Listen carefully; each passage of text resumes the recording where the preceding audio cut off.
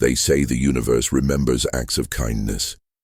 I never believed that until the day I bled out in the dirt of Kael'Thoran, holding the hand of a broken slave girl who would become the end of everything. My name was Corporal Marcus Webb, and I died so something terrible and beautiful could be born. What came after wasn't mercy. It was reckoning, and I wish I could have seen it. The war had already lasted 11 years when I arrived on the mining colony of Kael'Thoran. Humanity was losing, not slowly, not with dignity, but in the way a wounded animal loses to a patient predator. The Ascendancy didn't just conquer worlds. They categorized them, ranked them, made slavery an art form with castes and collars and genetic locks that kept entire species in chains for generations.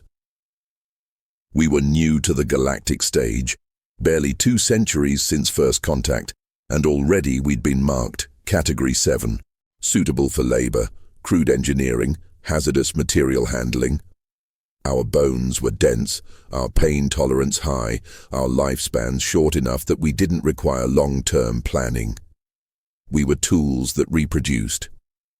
I'd signed up with the Colonial Defense Force when I was 19, back when Earth still had the pride to call it a military and not a labor conscription. My father had worked the lithium mines on Titan until his lungs filled with dust at 43. My mother assembled oxygen recyclers in the lunar factories until her hands twisted into claws. I wanted something different, something that mattered. Instead, I got Kael'Thoran. The colony sprawled across a plateau of rust-red stone beneath a sky that never quite reached blue. 3 suns orbited each other in the distance, casting long shadows that moved wrong. The Ascendancy had strip-mined the place for rare earth elements, leaving behind tunnels that went down miles and processing plants that still hummed with automated systems. The war had turned it into a contested zone, too valuable to abandon, too costly to hold. Our garrison consisted of 237 soldiers, 23 support staff, and a commander who drank himself unconscious every 3rd night. We held the northern processing facility. The Ascendancy held everything else.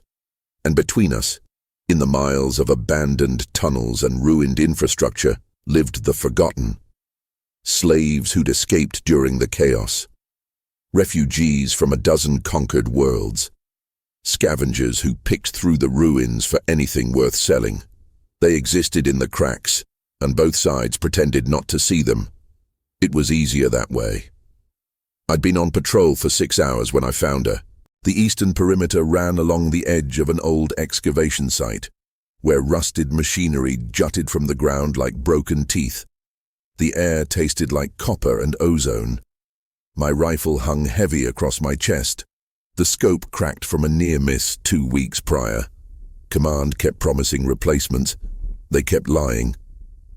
I heard the sound first, a low, rattling breath that wasn't quite right.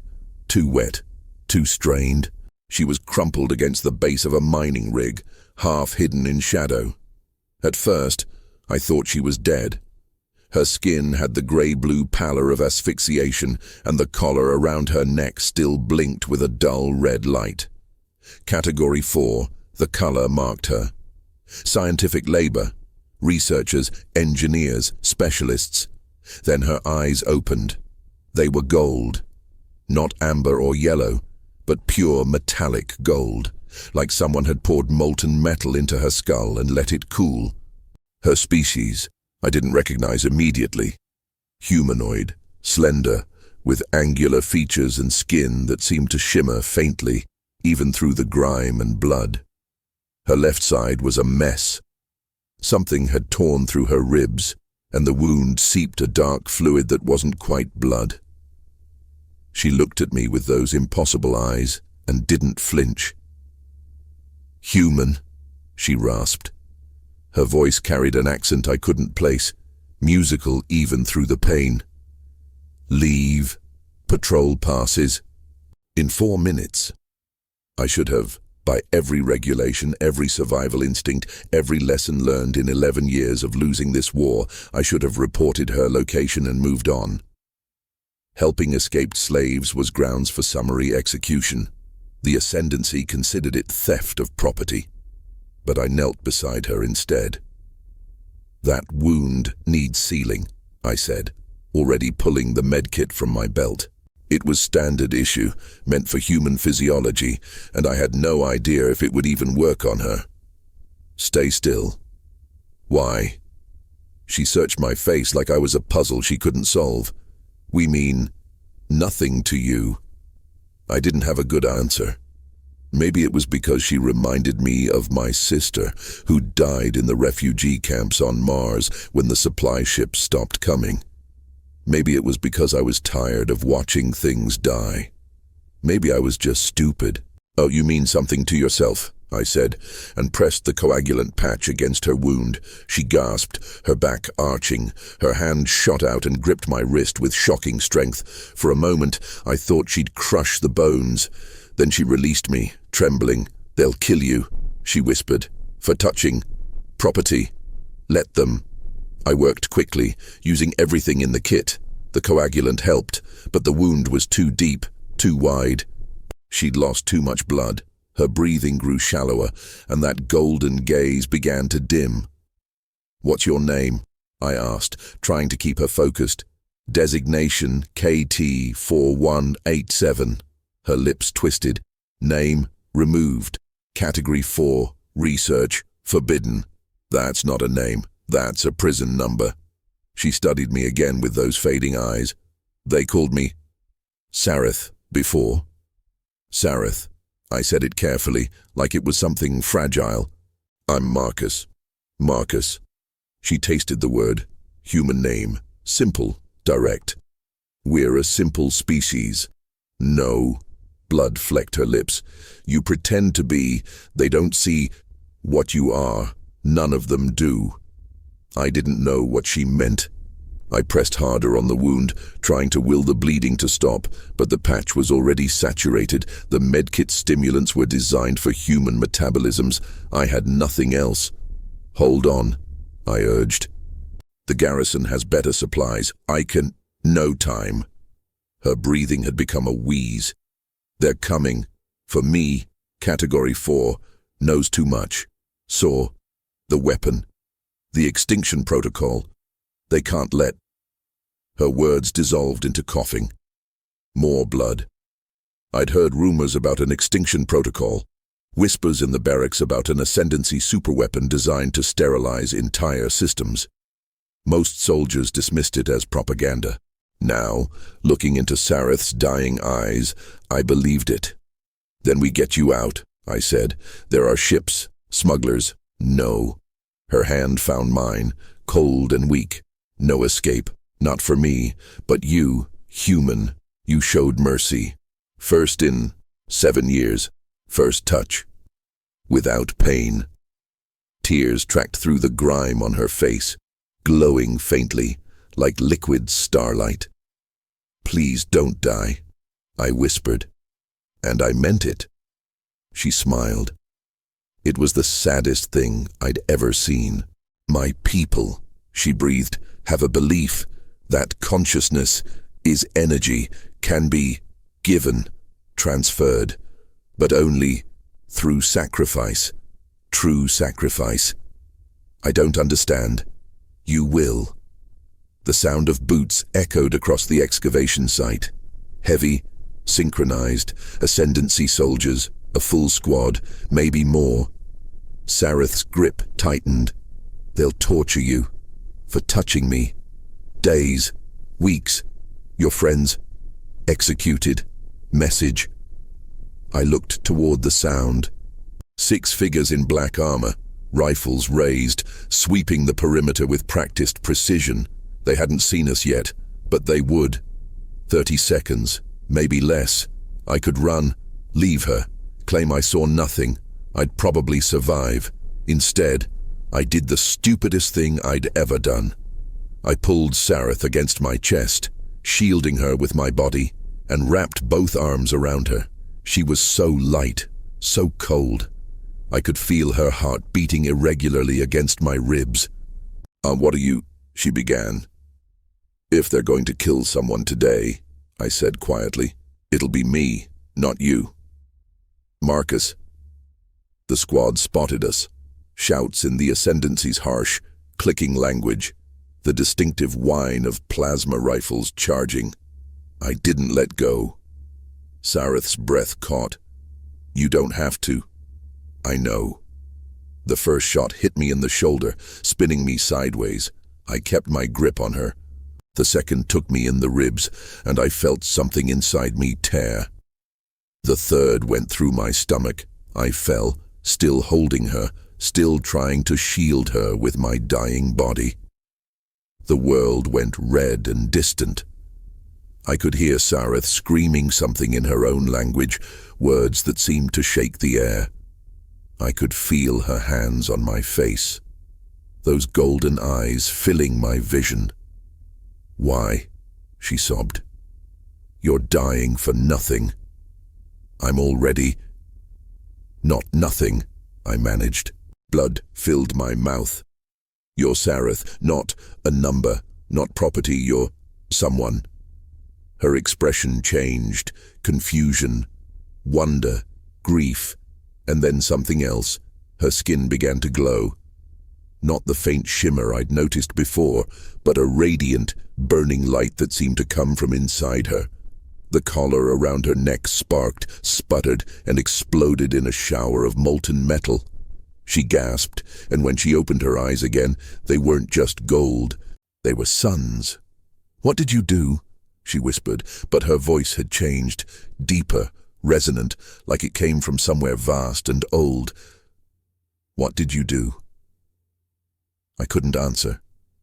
My vision was darkening, my body going numb. I could feel my heartbeat slowing, each pulse weaker than the last. Sareth pressed her forehead against mine. You gave everything, she breathed. For nothing in return. True sacrifice. The old ways. They said it was myth. But you awakened. The light around her intensified until I couldn't see anything else. I felt her tears on my face, hot and bright. I felt something flowing out of me, not blood, but something deeper, something that had always been mine but was now hers. I'll remember, she promised. Every act of cruelty, every chain, every life they took. And I'll show them what happens when you break something that shouldn't be broken. I'll show them what I am now. My last breath rattled in my chest. Thank you, Sareth said, for seeing me. Then there was nothing but light, and the fading sound of my own heartbeat, and the distant, growing roar of something waking up that should have stayed asleep. The Ascendancy soldiers reached us 3 seconds later. By then, I was already gone, but Sareth was just beginning.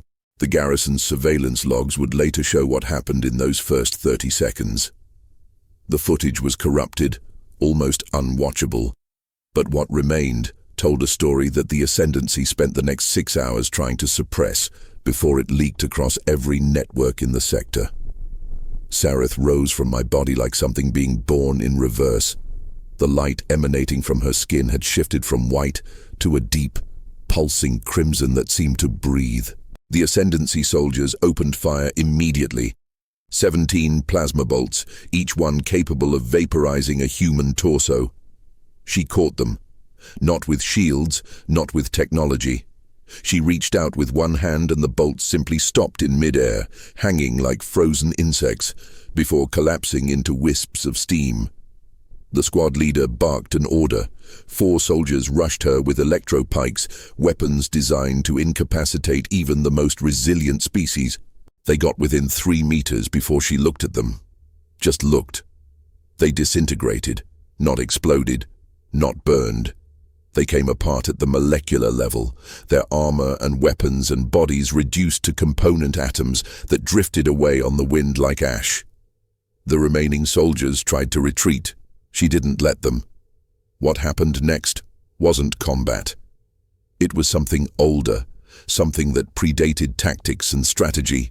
She moved between them like a living storm, and everywhere she touched, matter forgot how to hold itself together. The surveillance footage showed one soldier firing a rocket at point-blank range. The warhead detonated against her chest. The explosion washed over her like water. When the smoke cleared, she stood untouched, and the soldier was gone. It took 47 seconds for her to kill them all. Then she knelt beside my body again. The garrison's long-range cameras caught audio. Her voice had changed further, become something that shouldn't have fit in a single throat. Multiple tones, harmonizing, resonating. "I understand now," she said to my corpse. "What you gave me, what you awakened. My people were weapons once, before the Ascendancy found us, before they broke us, before they made us forget. We were the first, the oldest. And you, Marcus Webb, human, category 7, you reminded me how to remember." She placed both hands on my chest. The light around her intensified until the cameras overloaded. When the systems rebooted 3 seconds later, my body was gone. Not destroyed, gone. And in its place was something small and bright, a mote of light that Sareth lifted gently and pressed against her heart, where it sank beneath her skin and vanished. "I'll carry you," she whispered, "and until the end of everything." Then she stood and looked north, toward our garrison. For a moment, those of us monitoring the feeds thought she would attack. 237 soldiers, low on ammunition and morale, wouldn't have lasted 5 minutes against whatever she'd become. Instead, she spoke, and her voice carried across the plateau like thunder. "The humans of Kael'Thoran," she said, and every speaker, every comm system, every radio in the facility suddenly carried her words. "One of your kind showed me mercy when mercy had been extinct in my world for longer than your species has existed. Marcus Webb died so I could remember what I am. I will not harm you, but I will remember him, and I will ensure that the species who made mercy a crime understands the cost of that choice." She turned east, toward the Ascendancy's primary base, and she began to walk. What happened at Forward Operating Base Katal 9 is now taught at every military academy in human space as a cautionary tale about hubris. The Ascendancy had stationed 8,000 soldiers there, along with 3 orbital defense platforms and enough firepower to level a small moon. They'd been warned about Sareth, they'd seen the footage, they decided she was a manageable threat. She reached the base's outer perimeter at dawn. The base commander, a high ascendant named Krelvor, ordered his forces to open fire from maximum range. Artillery, missiles, plasma batteries, kinetic strike rods dropped from orbit. They poured enough ordnance into the kill zone to atomize a city. When the bombardment ended and the dust cleared, Sareth stood in the center of a crater 300 meters wide. Untouched. She raised one hand, and the ground beneath the base began to shake. Seismic sensors across the planet registered what happened next as a magnitude 8.7 earthquake, centered precisely on the base's location. But it wasn't natural. The tremors followed patterns, mathematical precision, like someone was playing the planet's crust like an instrument. The orbital platforms tried to fire. Their targeting systems locked onto Sareth and computed firing solutions. Then, simultaneously, all 3 platforms lost power. Every system, every backup, every failsafe. They went dark and began their slow, inevitable fall toward the atmosphere. On the ground, Sareth walked toward the base's main gates. The Ascendancy sent their elite guards, soldiers in powered armor with personal shields and weapons that drew power directly from their fusion cores. 40 of the Ascendancy's finest, each one worth 100 standard soldiers. She killed them by thinking at them. That's what the survivors reported, the ones who watched from the walls. She didn't move, didn't gesture. She simply looked at each soldier, and they stopped. Their armor locked up, their weapons powered down. Their hearts stopped beating. They fell like puppets with cut strings. Krelvor activated the base's final defense, a classified weapon system that humanity wouldn't discover the specifications of for another 3 years. an inverse gravity well generator designed to create a localized singularity. The kind of weapon that violated a dozen interstellar treaties and could turn a 50-kilometer radius into a physics anomaly. He pointed it directly at Sareth and fired. For 3 seconds, nothing existed where she'd been standing except a roiling sphere of collapsed space-time that consumed everything it touched. When it dissipated, she was still there, and she was smiling. "You killed my people with weapons like that," she said, her voice somehow reaching every corner of the base despite the distance. "You erased our worlds, our cities, our children. You didn't just conquer us. You tried to unmake us. But you made a mistake. You kept some of us alive. You studied us. You tried to understand what we were. And in doing so, you gave us the one thing we needed to survive: purpose, anger, memory." She stepped forward, and the base's walls began to crumble. Not from force, but from age. Metal corroded in seconds, concrete turned to dust. Energy shields flickered and died as their generators suddenly experienced 10,000 years of decay in a single moment. "On time," Sareth said, "is the weapon you can't defend against. And I am old now, Krelvor. I am older than I should be, than I was. The human gave me something you took away. He reminded me what my people were before you found us, before you made us small and afraid and useful." She reached the command center. Krelvor watched her through reinforced glass, surrounded by his personal guard. He'd activated every defense, every failsafe, every desperate measure at his disposal. Nothing had worked. When she placed her hand on the wall, the glass simply ceased to exist. "Please," Krelvor said, his multiple voice chambers creating the complex harmonics that indicated genuine terror in his species.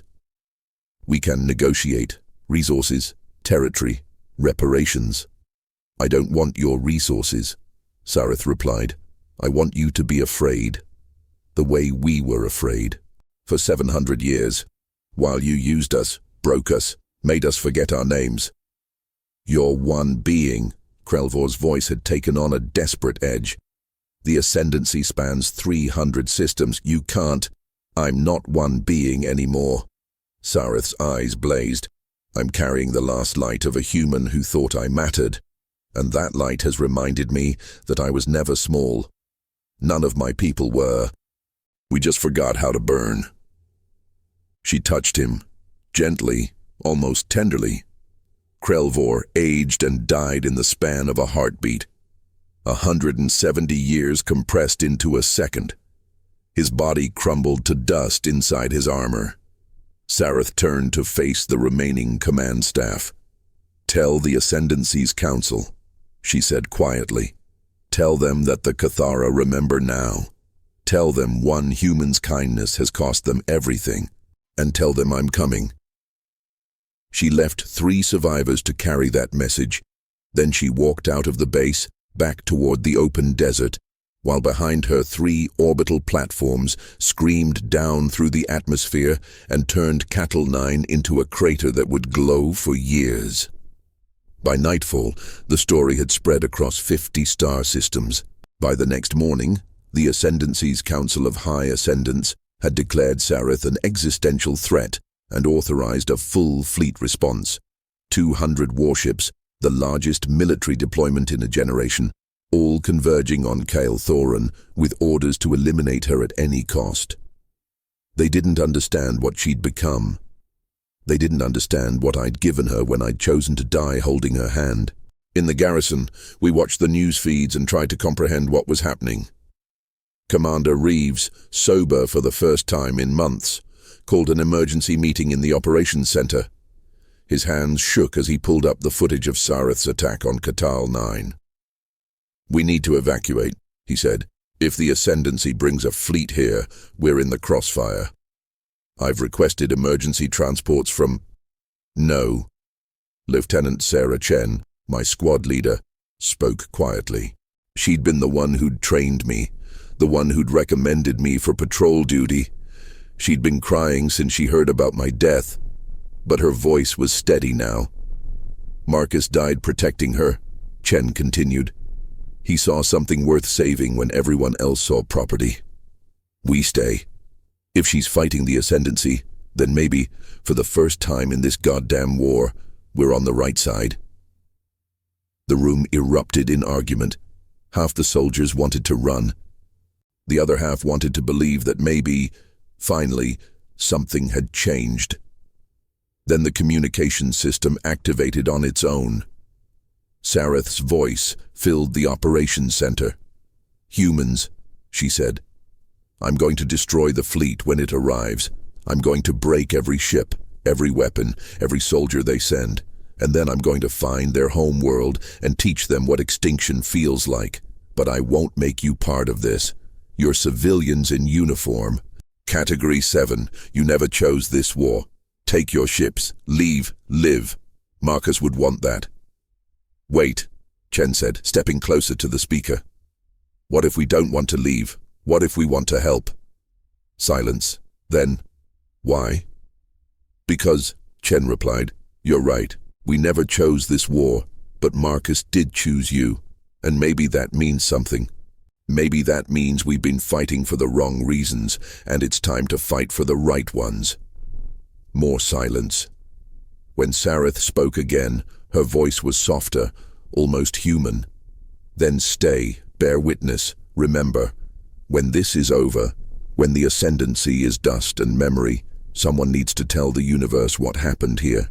Someone needs to say that it started with one human who thought mercy mattered more than orders.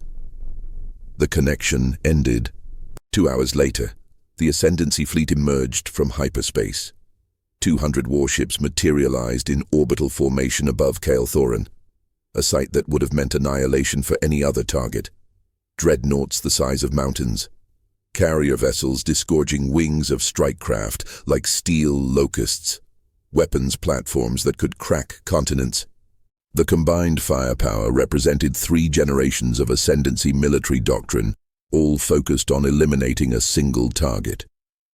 Sareth stood in the center of the desert, watching them arrange themselves with the patience of something that had forgotten how to be afraid.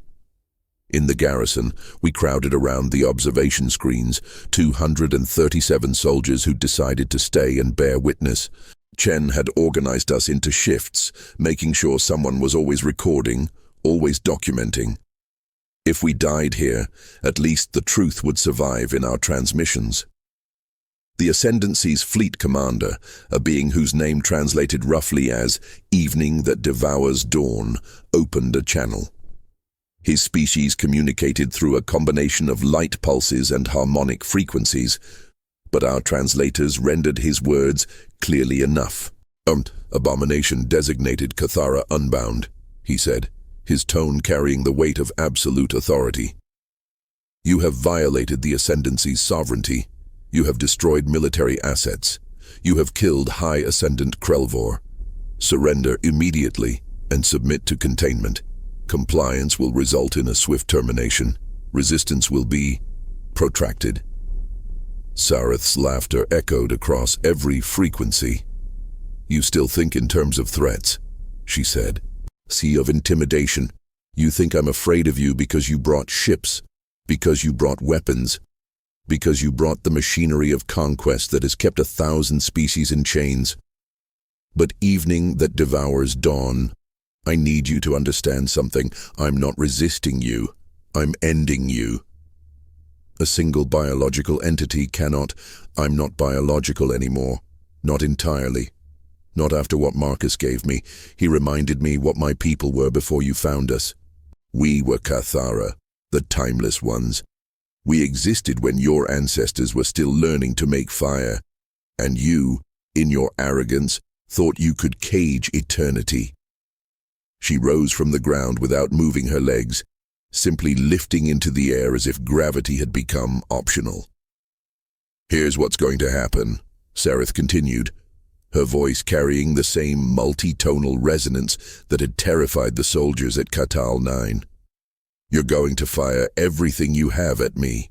Every weapon, every missile, every exotic particle beam and quantum disruptor. You're going to try very hard to kill me. And then, when you fail, I'm going to show you what happens when the universe stops being kind. Evening that devours dawn gave the order. The fleet opened fire.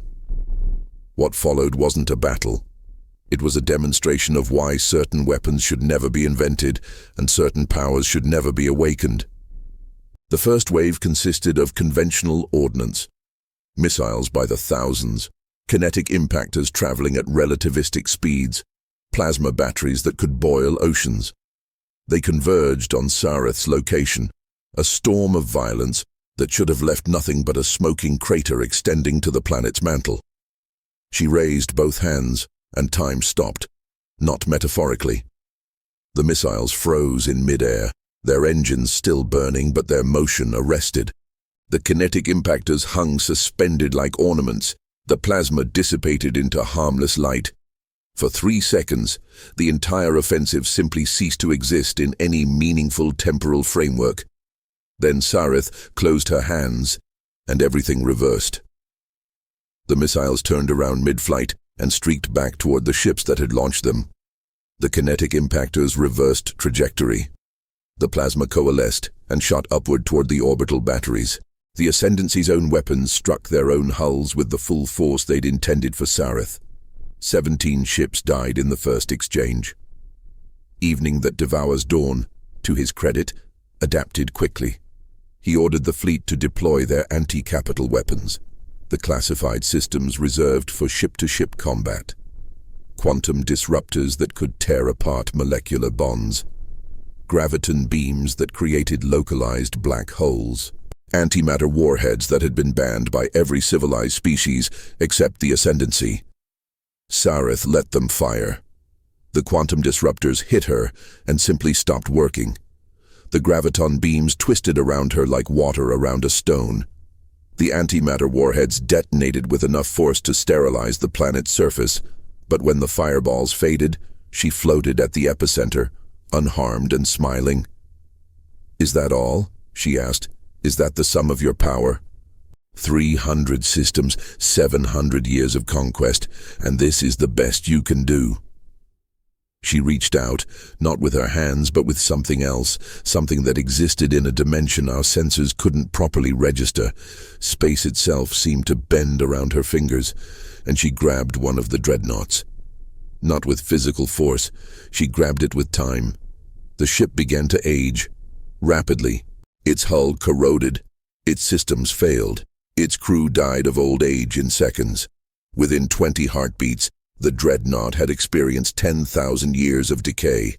It broke apart silently, a 1,000-year-old derelict crumbling to dust. "You see," Sareth said, her voice impossibly calm. "Marcus understood something you never did. That life isn't about duration, it's about meaning. He lived 23 years and died holding a slave's hand in the dirt. And in that moment, he had more meaning than your entire empire has accumulated in millennia. Because he chose compassion when cruelty was easier. He chose to see me when invisibility was safer.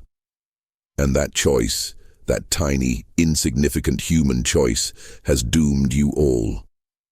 She touched another ship, this time with just a thought, and it aged 1,000,000 years in an instant, then another, and another. The fleet tried to retreat. Evening that devours dawn ordered an emergency jump to hyperspace, tried to pull his remaining ships away from the planet. But Sareth wouldn't let them leave. She'd become something that existed partially outside normal spacetime. When the ships tried to jump, they found that the dimensional boundaries had become solid, impassable. They were trapped in real space with a being who could manipulate the fundamental fabric of reality. The carrier vessels tried to deploy their strike craft, hoping that smaller, more numerous targets might overwhelm her. Thousands of fighters poured into the space around Thoran, their pilots executing complex attack patterns designed by the Ascendancy's best tactical minds. Sareth aged them all at once. The fighters became antiques in mid-flight, their systems failing, Their power cores going cold, they drifted like a cloud of metallic snow, beautiful and dead. "Stop." Evening that devours dawn's voice crackled over the emergency channels. "Please, we surrender. We'll leave. We'll give you whatever you want. Just stop." "Now you beg," Sareth replied. "Now, when your weapons have failed and your ships are dying, you discover mercy. But where was your mercy when you conquered my world? When you put collars on my people and made them forget their names? When you turned children into property and called it civilization? We didn't know. We couldn't have known what you were. You knew we suffered. You knew we died. You knew we begged, just like you're begging now. And you didn't care, because we were Category 4, useful, categorized, safe to ignore." She descended back toward the planet's surface, and as she moved, the remaining ships began to experience gravitational anomalies.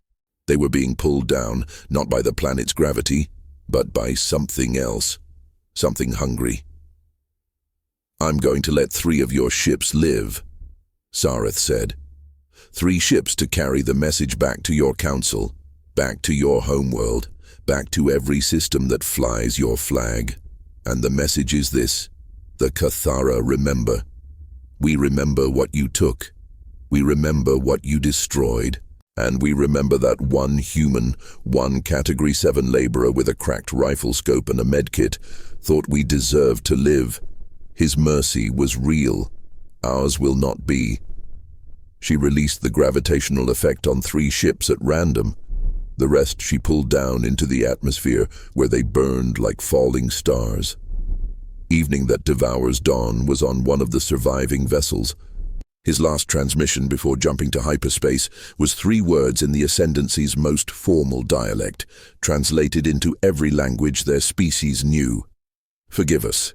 Please." Sareth watched them flee. Then she turned her attention outward, toward the stars, toward the vast network of Ascendancy systems that sprawled across the galaxy like a cancer. In the garrison, we watched in silence as Sareth began to move, not walking, not flying, but shifting, phasing partially out of normal space as she traveled. The cameras tracked her for as long as possible before she vanished beyond the limits of our sensors. Chen pulled up the stellar charts, overlaying them with real-time communications intercepts from across the sector. What we saw over the next 27 hours would reshape human understanding of what was possible. Sareth visited 42 Ascendancy military installations, not simultaneously, not with a fleet or an army, just her, alone, and at each one, she demonstrated why the Cathara had once been feared across the galaxy before the Ascendancy had broken them. She aged weapons platforms into uselessness. She reversed the flow of time on ammunition stockpiles, turning modern explosives into inert historical curiosities. She touched admirals and generals and high ascendants, and they crumbled to dust while their subordinates watched in horror. But she didn't kill the common soldiers, the Category 7 equivalents, the ones who'd been conscripted or coerced or simply born into the wrong species at the wrong time. She walked past them, ignored them, let them flee. I.e., "I'm not here for you," she told a terrified garrison on the industrial world of Kexar Prime, her voice broadcast across every speaker. "I'm here for the ones who built the cages, the ones who wrote the categories, the ones who decided that some lives matter and others don't. Run, live, remember. And when someone asks you what happened here, tell them it started with mercy. Tell them a human died for a slave, and the universe noticed." By the second day, the Ascendancy's government had collapsed into chaos. The Council of High Ascendants tried to mobilize their strategic reserves, tried to consolidate their defenses, tried to negotiate. Nothing worked. Sareth moved through their empire like a storm made of grief and ancient power, and everywhere she went, the machinery of conquest simply stopped working. On the 3rd day, she reached their homeworld. The planet Karek Al, jewel of the Ascendancy, protected by the most sophisticated defensive network ever constructed.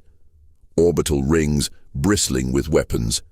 Planetary shields that could withstand supernova-level energy output. A population of 40 billion ton, most of them civilians, most of them as trapped in the Ascendancy system as any slave species. Sareth stood in orbit, looking down at the world that had orchestrated 700 years of suffering. And she hesitated. We know she hesitated because she sent one final transmission, broadcast to every receiver in range, translated into every known language. "Marcus Webb," she said, and for the first time since her transformation, she sounded tired, almost human. "I've killed thousands, destroyed hundreds of installations, broken an empire that thought itself eternal. And now I'm here, looking at 40 billion lives, and I can feel you inside me, the light you gave me, the mercy you showed me. And it's asking me if this is what you'd want, if revenge is worth becoming the thing we hated." She was silent for a long moment. "I think," she continued, "you'd tell me that cycles have to end somewhere, that someone has to choose to stop, even when it's hard. Even when the anger is justified. Because if I kill them all, I become exactly what the Ascendancy was. Another power that decides who deserves to live and who deserves to die." The transmission ended. 30 seconds later, every weapon on Karekal went silent. Every military system shut down, every ship lost power, not aged, not destroyed, just turned off, as if someone had flipped a switch. Sareth's final message was short. "The Cathara remember now. We remember what you did. We remember what you took. But we also remember what one human taught us. That mercy is stronger than revenge. That compassion can exist even in the dirt and the blood and the dying. You're being given what you never gave us. A chance. One chance. Dismantle your categories. Free your slaves. Or I'll return, and next time I won't hesitate." Then she vanished. The Ascendancy never recovered. Within a year, 15 systems had seceded. Within 5 days, the empire had fragmented into dozens of independent governments, most of them racing to dismantle the slave systems before Sareth returned. The categories were abolished. The collars were removed. The Cathara were freed. And across the galaxy, in 1,000 different languages, a new story spread, about a human soldier who died holding an alien's hand, about a forgotten goddess who'd awakened through an act of kindness, about the day an empire learned that some things, mercy, compassion, the belief that every life matters, are more powerful than all the weapons in the universe. In the garrison on Kyle Thorin, we buried an empty casket with Marcus Webb's name on it. Lieutenant Chen gave the eulogy. She talked about his shitty jokes, his worn-out rifle, the way he'd always volunteered for the worst patrols. She talked about how he'd never seemed like a hero, never seemed like someone who'd changed the entire galaxy. "But maybe that's the point," she said, looking at the 236 of us who'd stayed to witness everything. "Maybe heroes aren't supposed to look like heroes. Maybe they're just supposed to be people who choose kindness when cruelty would be easier, who see someone suffering and decide to care. Marcus did that. And it was enough." She was right. It was enough. Sareth never returned to Kale Thorin, but sometimes, late at night, the sensors would detect strange readings, energy patterns that shouldn't exist. Brief flickers of light moving across the desert. Some of the soldiers swore they could hear her voice on the wind, speaking in that multi-tonal resonance, saying the same thing over and over. "Thank you, Marcus. I remember." As for me, I never knew what happened after I died. Never saw the empire fall or the slaves freed. Never knew that my last stupid, impulsive decision would matter. But somewhere, in whatever form consciousness takes after the body fails, I like to think I felt it. That moment when Sareth chose mercy over revenge. When she proved that the light I'd given her wasn't just anger and grief, but something better, something human. The universe remembers acts of kindness. I believe that now. And somewhere out there, a goddess made of time and starlight carries my memory in her heart and uses it to remind herself that even the oldest, most powerful beings can learn compassion from the newest, weakest ones. As long as someone is willing to die believing that mercy matters more than survival. That was my lesson to her, and I'd give my life for it again, every single time.